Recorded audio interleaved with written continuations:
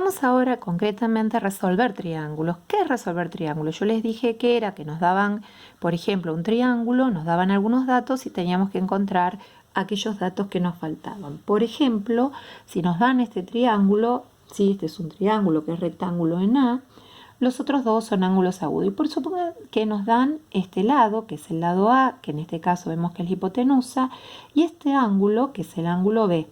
Sí, es este ángulo de acá. Entonces, ¿qué nos queda por hallar? Las incógnitas que son los otros dos lados, B y C, y el otro ángulo, C. El A no lo necesito porque sé que es recto.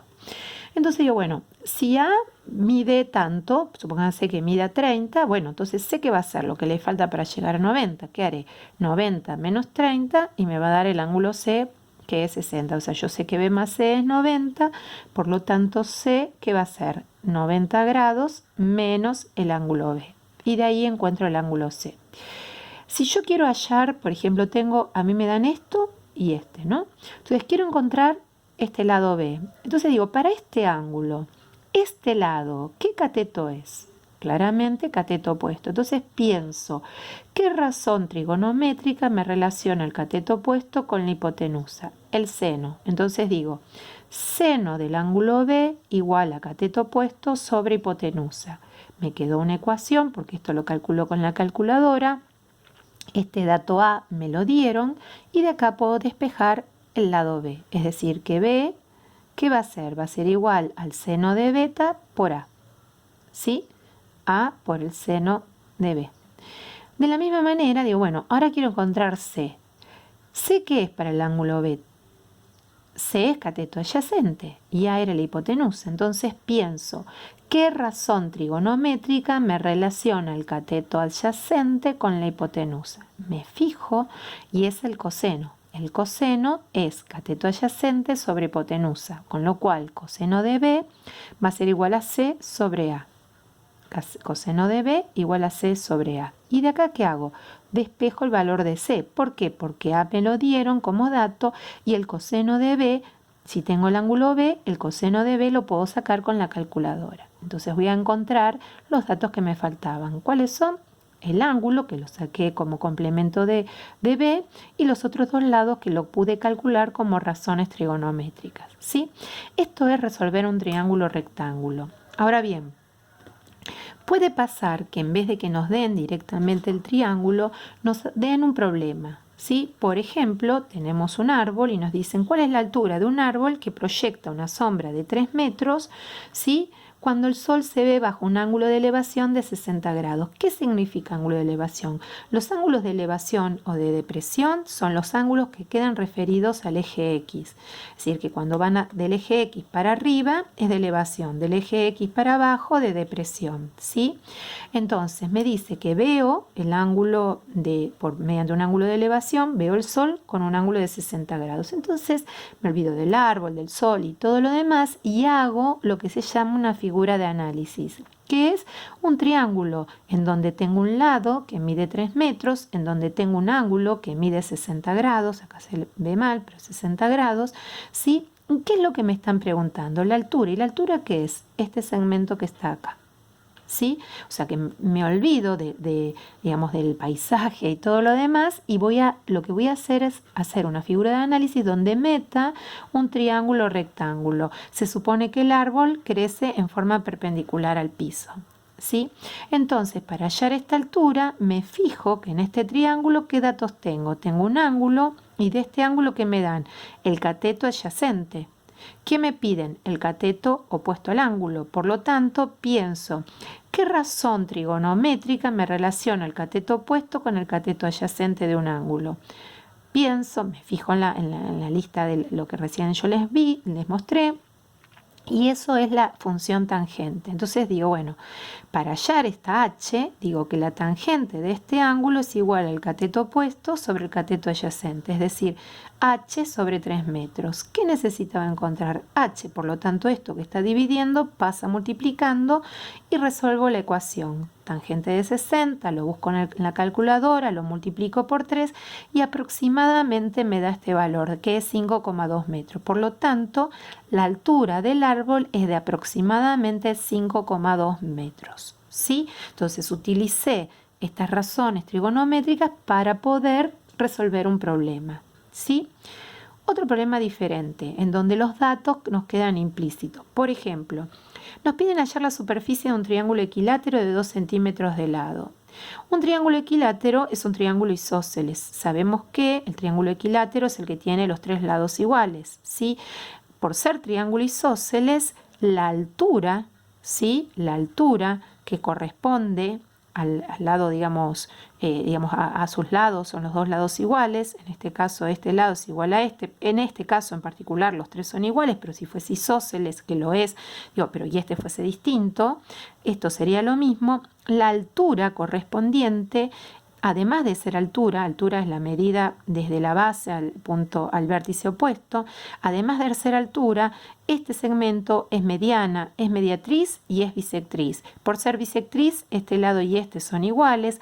Por ser mediana, pasa, digamos, corta al eje, digamos en este caso al segmento este, lo corta en forma perpendicular en el punto medio, ¿sí? Y por ser mediatriz lo corta en forma perpendicular y por ser mediana lo corta en su punto medio. Es decir, miren todo lo que sabemos por ser isósceles, o sea, por decirnos que es equilátero. Que este lado mide 2, este lado mide 2, este lado mide 2 y este lado son iguales y mide 1 centímetro. Y lo que nos quedó determinado son 2 triángulos rectángulos iguales. Por lo tanto, lo que voy a tener es este ángulo que mide 60 grados. ¿Por qué mide 60? Porque si es equilátero, los 3 ángulos, son iguales. Y si son iguales los 3 ángulos y la suma de los 3 es igual a 180, es decir, el ángulo A más el ángulo B más el ángulo C es 180 grados y los 3 son iguales, o sea, A es igual a B y es igual a C, o sea, que 3 veces A es igual a 180, entonces este ángulo A igual a este ángulo B igual al ángulo C es igual a ¿quién? A 60, porque 60 por 3 es 180. ¿Está bien? Entonces sabemos que en los triángulos equiláteros cada uno de esos ángulos mide 60 grados. Que este lado, si este punto es O, este OC mide 1 centímetro. ¿Sí? Igual no lo voy a necesitar. Y como nos piden hallar la superficie del triángulo, nosotros sabemos que la superficie de un triángulo que es base por altura dividido 2. En este caso la base mide 2 centímetros y la altura la desconocemos, pero podemos trabajar en este triángulo rectángulo que nos quedó acá determinado. Para encontrar H, ¿sí? Tengo este triángulo en donde esta es la H que está acá, este mide 60 grados y tengo este que mide 1 y tengo este, por si me equivoqué, que mide 2 centímetros, que es la hipotenusa. Por lo tanto, el seno de 60 va a ser cateto opuesto sobre hipotenusa, o sea, H sobre BC. BC.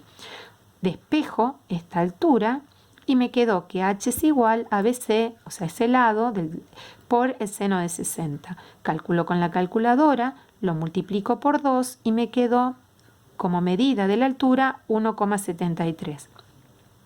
Reemplazo en la fórmula para calcular la superficie y ¿qué me quedó? Que la superficie es igual a 2 centímetros, ¿sí? Que es la base, por la altura, que es 1,73, que es lo que yo encontré antes, dividido 2. 2 dividido 2, 1 por 1,73, es decir que la superficie es centímetros por centímetros, centímetros cuadrados, 1,73 centímetros cuadrados.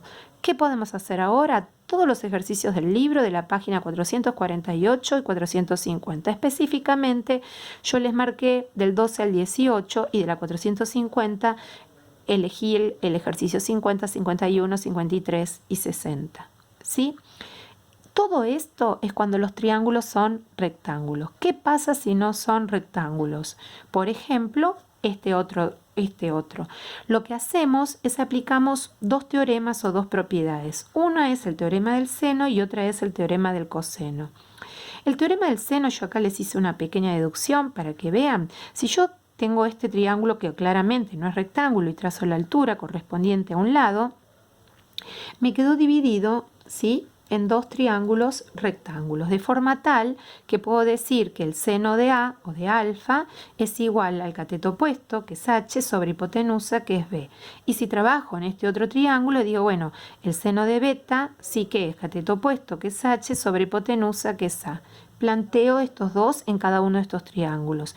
Despejo H de estos dos de estas dos expresiones y me quedó en el primero que H es igual a B por el seno de A y en el segundo H es igual a A por el seno de B.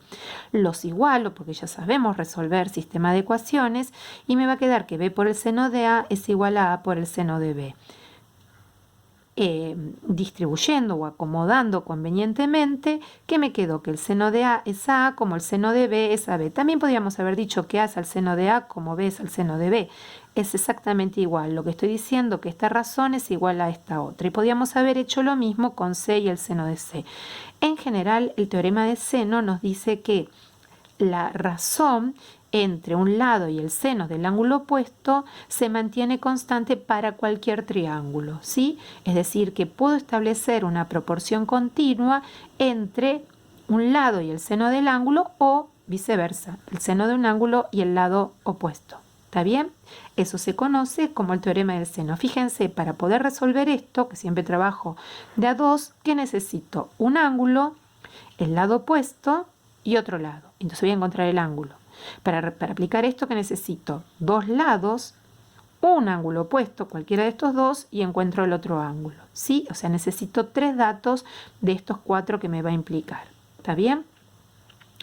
Esto es el teorema del seno y se aplica exclusivamente para los triángulos que no son rectángulos. Y si lo aplico en un triángulo que es rectángulo, me daría una razón trigonométrica, ¿sí? Se puede aplicar, les sugiero que lo practiquen.